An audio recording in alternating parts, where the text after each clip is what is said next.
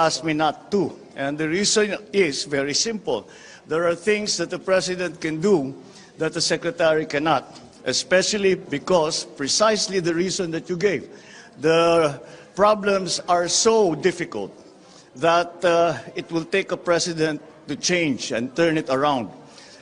Very deeply embedded ang mga problema na natin sa agrikultura. Ito ay nangyari sa napakaraming taon, kaya hindi ganun kabilis, hindi ganun kadali na ibalik sa ating magandang sistema dati. Kaya I think I am still needed there. So I think when we are able to say that the DA's functions are properly institutionalized, and the structural changes that we need to make in the DA have been made, and the appointments in the DA have already been made, then saka ako bibitaw. Because then they don't need me anymore. They don't need the President heading the department. Next question, Ms. Eden Santos of Net25. Okay. Good evening po, Mr. President. Good evening. The Duterte administration canceled the chopper deal with Russia po, but now Russia wants the Philippine government under your administration to honor the deals.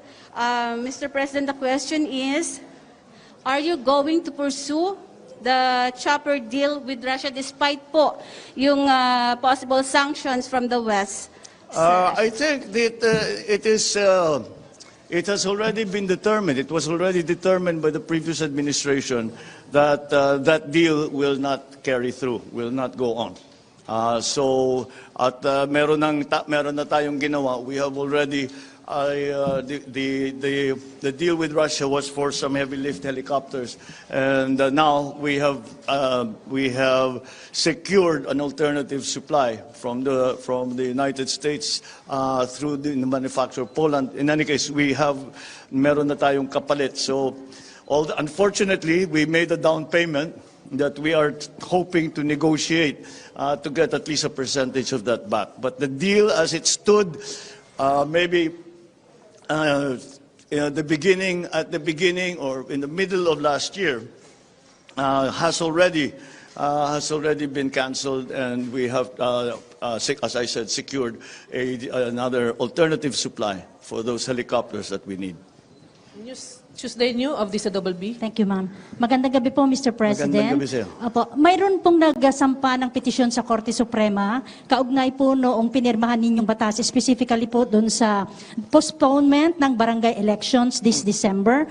At ang punto po doon sa petition ay parang sinasabi po ni Attorney Macalintal na yung nangyari po na yon ay labag sa saligang batas dahil parang itinatalaga na raw po ninyo yung mga barangay officials, which supposedly dapat po ang mga barangay officials ay ine-elect at hindi po yung appointed. What's your take on this po, Mr. President?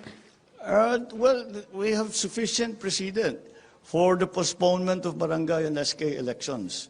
Nakailan na tayo. In my time lang in government, I have seen, I think, 4, maybe 5 postponements. And so I think in terms of the law, it is well within the powers of Congress to postpone those elections because that is not contained in the Constitution. It is contained in the local government code. Last one, Ms. Joyce Balancio from DCMM.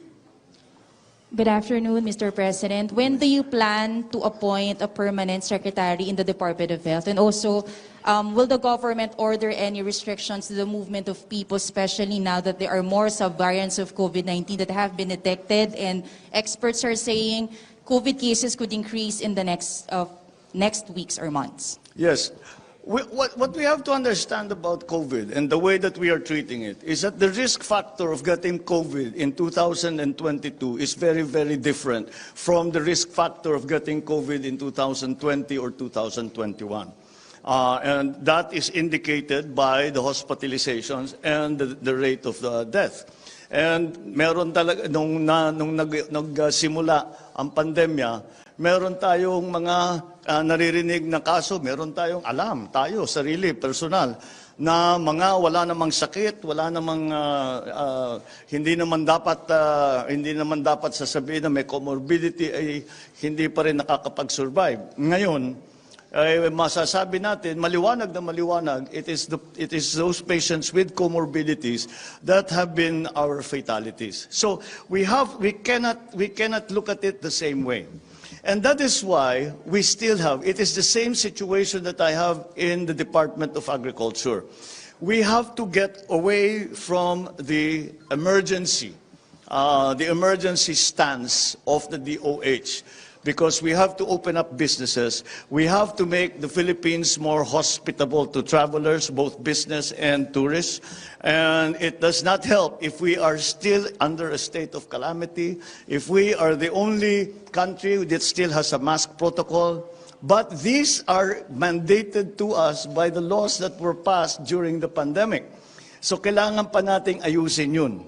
And until that's fixed, and once again, until those changes, in the case of the DOH, it's not structural changes, but in the case of DOH, it's the method of handling the pandemic. We must treat the pandemic we must treat COVID no longer as an emergency, but something that we will have to manage forever. It's like flu, like pneumonia. Nandyan lagi yan, pero mag-ingat tayo para hindi tayo magkasakit. And that is the way that we should be handling COVID. We cannot remove ourselves yet from the way that we are handling it. Dahil, halimbawa, pag tinanggal ko yung state of calamity, hindi makukuha ng ating mga health workers yung kanilang benepisyo na nasa batas. Hindi tayo makakapag-import ng vaccine, yung sa procurement, masyadong mabagal ang magiging procurement. Yung indemnification fund na linagay diyan para pagka nagka-problema sa mga paggamit ng vaccine ay meron tayong pambayad. All of this will disappear pag tinanggal yung state of calamity.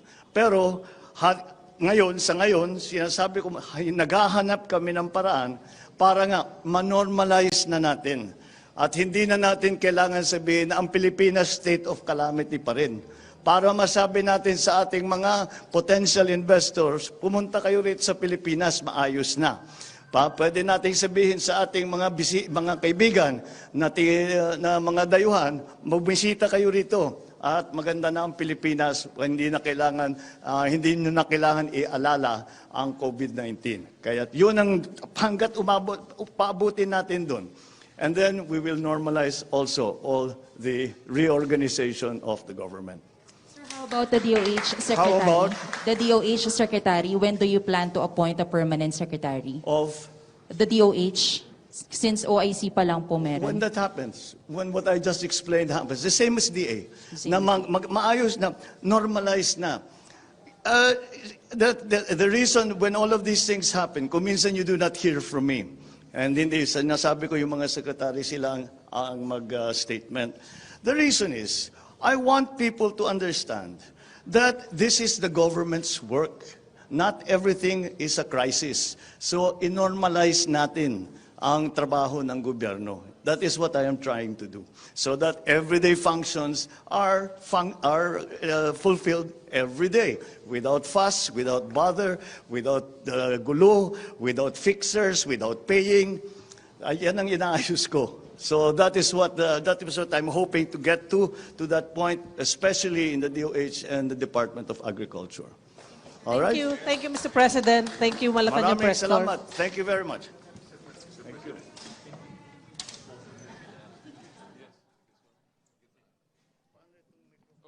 Tabi natin.